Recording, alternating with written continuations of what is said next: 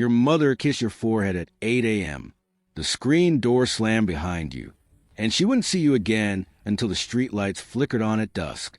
No phone in your pocket, no tracking app, no fear, just you, your bike, and an entire Canadian summer waiting to be explored.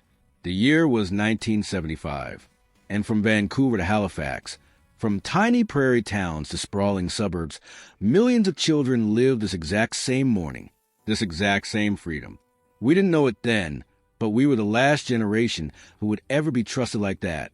The last kids who would know what it meant to truly disappear into a summer day. Want to go back? The world that made it possible. Canada in the 1970s moved at a different speed. Your parents weren't checking their phones because there were no phones to check. Your neighbors weren't strangers because many of them had lived beside you for 20 years. And your street wasn't just where you lived. It was where everyone looked out for everyone else's kids, without ever being asked. This was a country still glowing from Expo 67, still believing that tomorrow would be better than today. The CN Tower was rising over Toronto. The Olympics were coming to Montreal. Gordon Lightfoot was on the radio, and Hockey Night in Canada brought the whole nation together every Saturday. But more than any of that, this was a Canada where a single income could support a family, where mothers and fathers had time, where the neighborhood was full of adults who weren't rushing off to second jobs or checking emails that couldn't wait. They were watching. All of them. Not hovering, not helicoptering, but present. Mrs. Chicken from Chicken on a Bun knew when you walked by her shop on Yonge Street. Mr. Chicken knew your order before you said it. The lady at the corner store knew your parents' names. The man fixing his car 3 houses down would yell at you if you got too close to the road. It wasn't organized. It wasn't official. It was just how things worked. And in this world, childhood wasn't something that happened inside, supervised, scheduled. Childhood happened out there, in the streets, the fields, the woods, the everywhere. The golden hours. Do you remember what your bike meant to you? Not some expensive mountain bike with 20 gears and hydraulic shocks. Just a simple two-wheeler. Maybe a CCM with a banana seat if you were lucky. Maybe a hand-me-down from your older brother with rust on the handlebars. Maybe a Schwinn that your dad found at a garage sale and fixed up in the basement. It didn't matter what kind it was. What mattered was what it represented. Freedom. Pure, unfiltered, glorious freedom. You'd pump those pedals down streets you'd seen 100 times before, and somehow they never got boring. You'd race your friends down hills with your feet off the pedals, wind whipping through your hair, no helmet in sight. You'd pop wheelies in the middle of the road, practicing until you finally got it right, then showing everyone who would watch. Some kids clipped playing cards to their spokes with clothespins, so the bike would make that satisfying flapping sound. It announced your arrival from 3 blocks away. You'd hear it before you saw it. Someone was coming, and everyone knew it. Whether you were in Saskatoon or Scarborough, whether you grew up exploring the ravines behind new subdivisions in Vancouver or the fields behind your house in rural Manitoba, that bike was your ticket to anywhere. And anywhere was exactly where you went. The games we played didn't come from stores. They came from us. Street hockey with nets made from old pipes, moving everything aside when someone yelled CAR, and then setting it all back up again without missing a beat. Kick the can until the shadows grew long. Capture the flag across 3 backyards with neighbors who didn't mind you trampling through their gardens.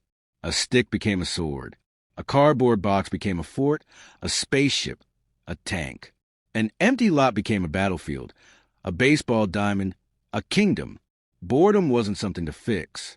Boredom was a starting point. When you had nothing to do, you made something to do. You built, explored, invented, and imagined. You learned that entertainment wasn't something that happened to you. It was something you created. And when your creations went wrong, when the fort collapsed or the game turned into a fight or someone ended up crying, you figured it out yourself. No adults rushing in to mediate. No parents called to intervene. You learned to apologize, to compromise, to move on, because if you didn't, you'd have no one to play with tomorrow. But nothing captures what 1970s Canadian childhood felt like more than the street lights. You knew the rule. Every kid in Canada knew the rule. It wasn't written down anywhere. No parent explicitly taught it. But somehow, from Victoria to St. John's, from the outports of Newfoundland to the farms of Alberta, every child understood exactly what it meant. Be home when the street lights come on. That was it. That was the whole rule. And it governed everything. You could go anywhere, do anything, disappear for hours into adventures your parents would never know about.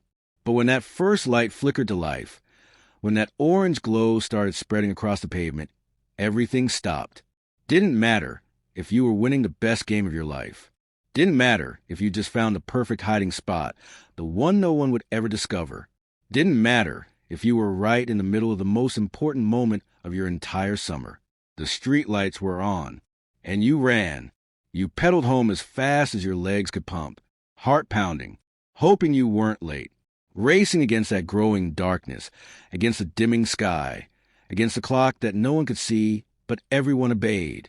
And when you burst through the door, sweaty and exhausted, grass-stained and happy, your mother would look up from setting the table and ask the same question she asked every night. Did you have fun? And you always said yes, because you always did. The corner store was its own kind of adventure.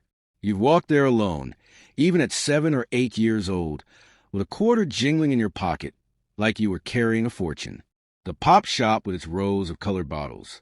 The penny candy display that made you feel like every decision mattered. Licorice whips, jawbreakers, those little wax bottles filled with colored sugar water. You'd stand there for 10 minutes, choosing carefully, knowing that this quarter had to last. The shopkeeper waited patiently. He knew your name. He knew your parents. Sometimes he'd throw in an extra piece if he was feeling generous, and you'd leave with your treasure already half-eaten before you hit the door. That walk home, sticky fingers wrapped around a pop shop bottle, you'd return later for the deposit, feeling like the richest kid in the world. That was abundance. That was wealth. A quarter in a summer afternoon, and know where you had to be. And then there were the playgrounds. Metal slides that turned into griddles under the July sun. You'd burn your legs and slide anyway. In winter, those same slides became ice slicks that sent you flying. Swings that went high, really high, the kind where you could jump off at the peak and fly for a moment before crashing back to earth. Merry-go-rounds that spun fast enough to throw you off if you weren't holding on tight enough.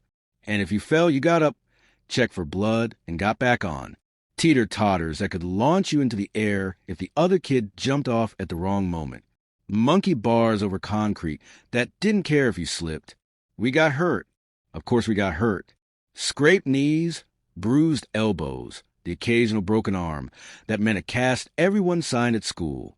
You'd go to the hospital, get patched up, and be back outside the next day. Nobody sued. Nobody called a lawyer. Nobody demanded safety regulations.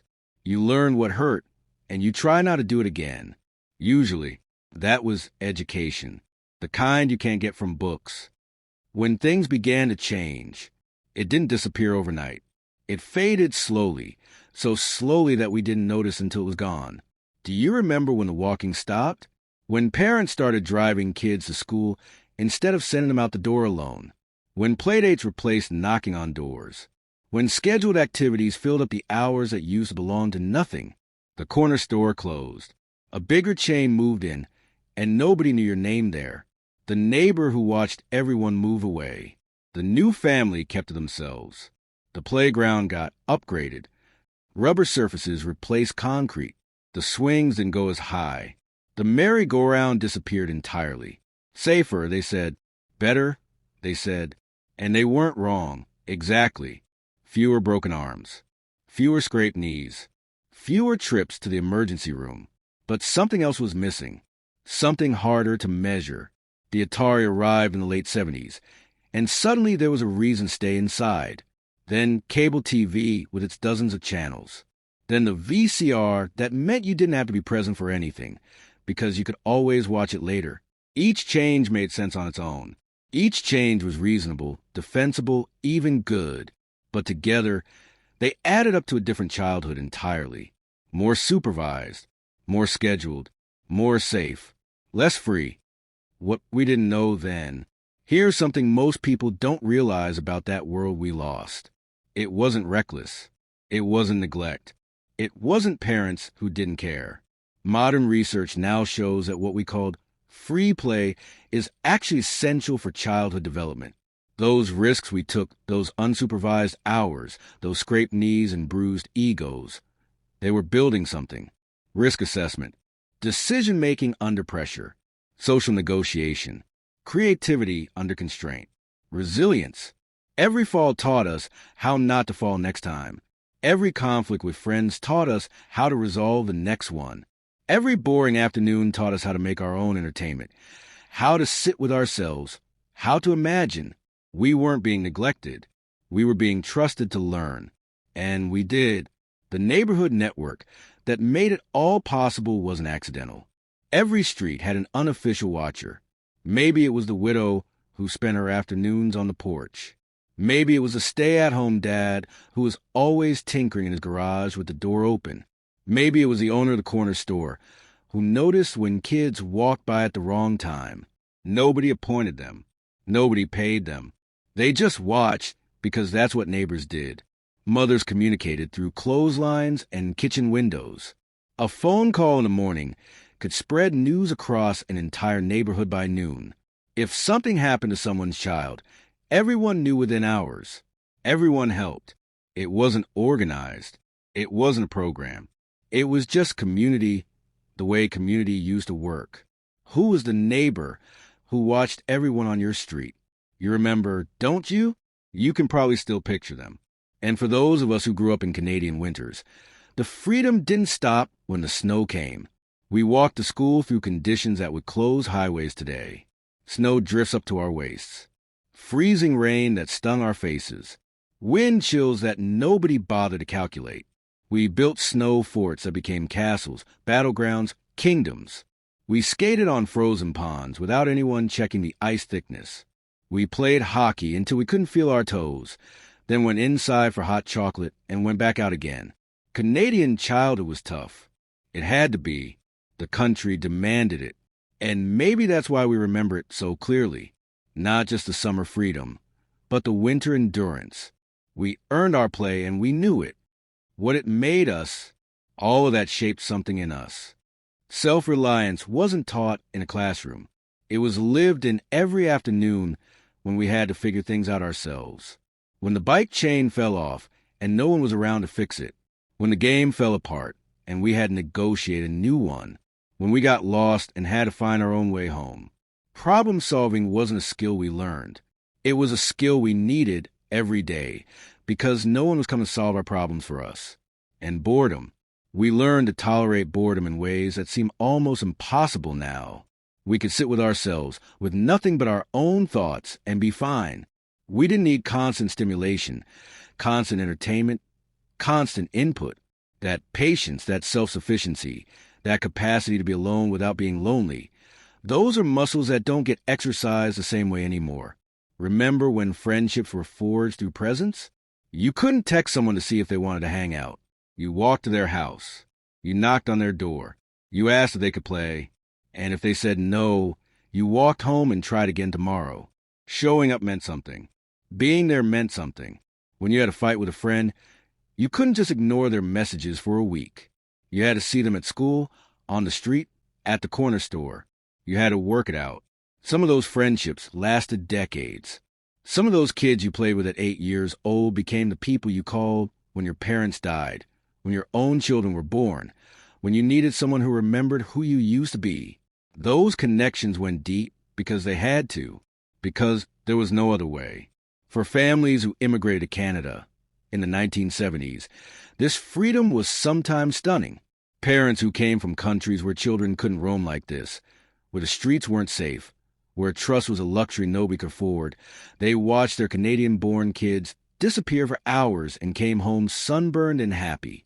It was part of the promise, part of what Canada meant, a place where children could be children in ways that weren't possible everywhere. If your parents immigrated in the 70s, ask them what they thought when they first saw how Canadian kids lived. The answer might surprise you.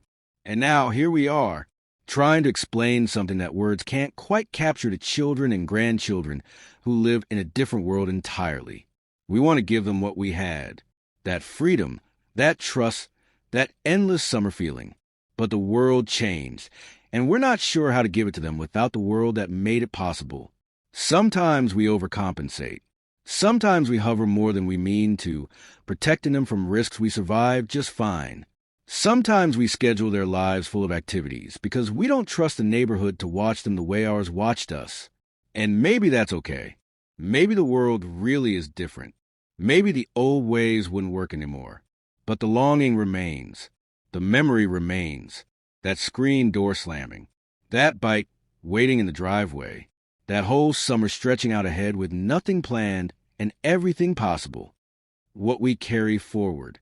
We were the last generation trusted to disappear into summer mornings and find our own way home. The last kids who knew what it meant to be genuinely, gloriously, completely free. Not because our parents loved us less, because they trusted us more, trusted us to fall and get up, to wander and find our way, to be children in a world that still believed children knew how to be. That trust wasn't naive. It was earned collectively by communities that took responsibility for all their children, not just their own, by neighbors who watched without hovering, by a country that moved slowly enough for connection to happen naturally. We inherited something precious, and somewhere along the way, we forgot how to pass it on. If you remember the slam of that screen door on a summer morning, if you remember pedaling home as fast as your legs could pump while the street lights flickered to life, if you remember a Canada where children roamed free and neighbors watched out for everyone's kids, then you're part of something. You're part of the last generation that lived it. The generation that knows what we had. And maybe, just maybe, the generation that can help us remember why it mattered. What's your streetlights memory? What time did your lights come on? Who was the neighbor who watched your street? Drop it in the comments. Tell us about your corner store, your bike, your favorite hiding spot. Tell us about the summer that lasted forever, because these memories aren't just yours. They're ours, and they're Canada. If this brought back something you've forgotten, share it with someone who was there with you. Your brother who raced you home. Your childhood friend who still remembers the fort you built. Your parents who trusted you enough to let you go. Subscribe for more stories of the Canada we carry with us.